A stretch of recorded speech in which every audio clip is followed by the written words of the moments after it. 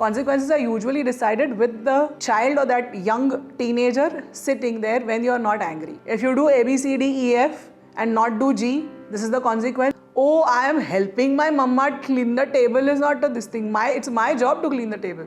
As a therapist, a keyboard is a fantastic equipment because it actually gives you differentiation of fingers. The moment they hit teenager, most of the problems do come back and they tank again. And that's when they come back saying, this is not working for me. What do I do? What do I do? I can't focus. I can't concentrate. Your child know that his or her opinion is important.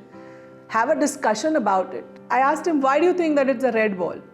Because that is just for show. All the other balls are used in sports. Even the balloon is used, and when it is used, it goes in the air, but this ball doesn't go in the air. As a parent, I always recommend choose the hill you want to die on. What is really, really important? What is not? Whatever is really important, discuss and lay down the rules. Rules is a very tough word here. Lay down the expectations and consequences. Say this is expected of you.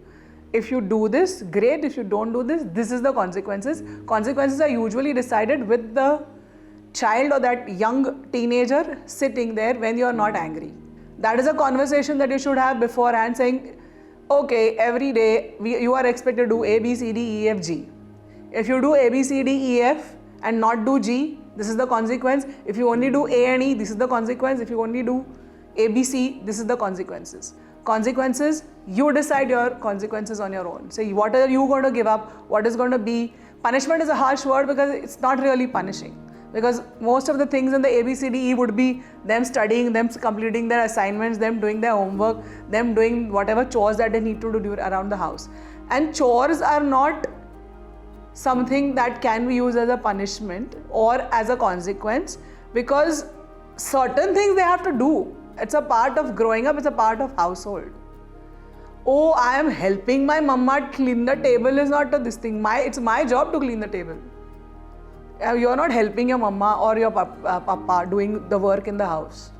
The house runs with everybody working together. The other thing that starts to happen where the concentration and focus is concerned is sports. If any amount of exercise or sports is added onto this young teenager's life, it slowly gives them the focus back because they have a lot of energy. All of this surge of hormones has a lot of energy and they need to be able to expend that energy. It works very, very well with any kind of sport that they were doing beforehand. Even playing an instrument works. Most of the teenagers that I know, I love the guitar. Guitar is a difficult instrument to learn and start playing because you immediately don't start playing the songs. You have to do the chords, you have to do all of those things. So a keyboard works better. As a therapist, a keyboard is a fantastic equipment because it actually gives you differentiation of fingers. It lets each finger do its own thing, and that is very useful when you're writing, and that's even greatly useful when you're typing and using the keyboard to type on for the computers, for their projects and all of those things. It makes the fingers stronger also, which is necessary when you have to do long, lengthy papers, especially in the Indian system. Lots of writing to do. So, a couple of things that would help is a keyboard. Tabla is good, drums are great, but probably not in your own house because that would be really loud. Sports, whatever the child wishes to do or whatever the child was doing, it's always a great ancillary support for improving focus. I had the privilege of working with a lot of children with various difficulties, and they grow up to a point. So I've been working with them since kindergarten, and they've come into second and third grade. They tend to settle, and they're fine. And I'm like, okay, fine. We are going to discharge you. Go ahead, great. The moment they hit teenager, most of the problems do come back, and they tank again. And that's when they come back saying, this is not working for me. What do I do? What do I do? I can't focus. I can't concentrate. I like this girl. I like this boy. Whatever it is. Helping them focus again over here.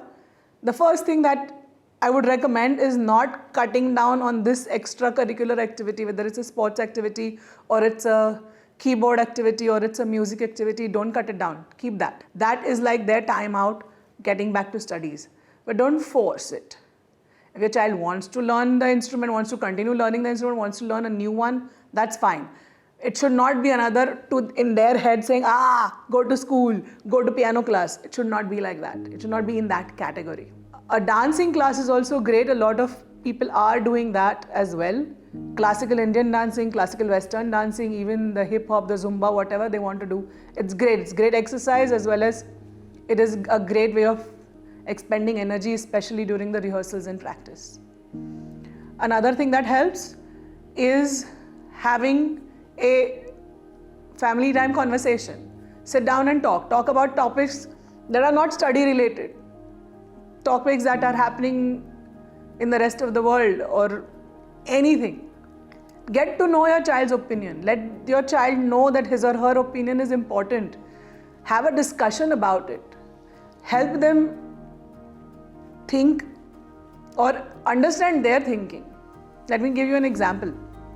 A few days ago, we were doing a evaluation of a child, a younger child of course, and we have this small board where there is a balloon, there is a season ball, there is a football, there is a tennis ball, and there is a basketball.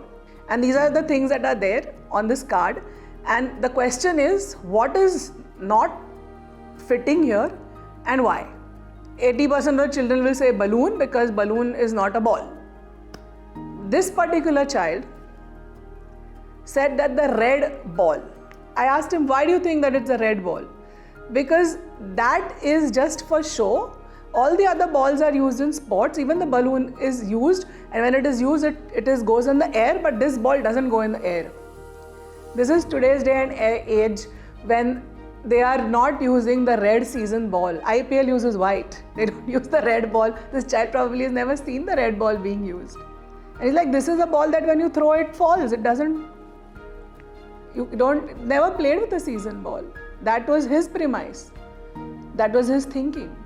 There was another picture in this where there was a knife, a ball, a tennis racket and a table tennis bat.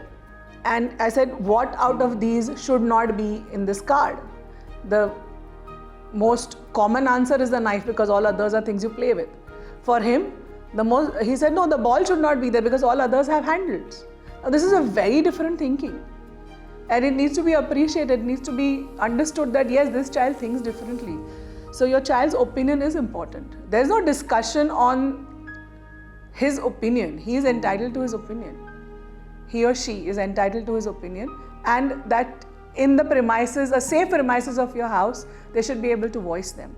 So do have all the discussions, and that generally helps develop that bond which will continue after this phase of teenage is over and their hormones have settled.